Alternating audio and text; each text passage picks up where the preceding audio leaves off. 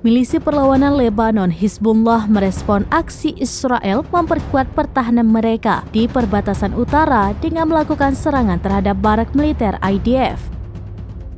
Serangan Hizbullah tersebut menggunakan pesawat tak berawak di fasilitas militer baru Israel pada Minggu 10 Desember 2023. Kelompok melalui saluran medianya mengumumkan jika barak militer Ya'ara Israel menjadi target serangan.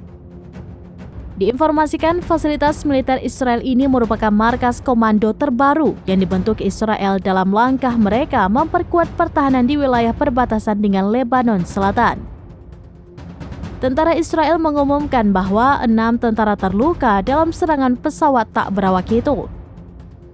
Sebelumnya pada Minggu pagi, kelompok perlawanan Lebanon menargetkan fasilitas militer Jal al-Alam Israel di perbatasan dengan senjata yang tepat. Sebaliknya, serangan Hizbullah dibalas dengan serangan udara Israel di Lebanon Selatan yang semakin intensif akhir-akhir ini. Serangan udara Israel dilaporkan mengakibatkan beberapa korban sipil.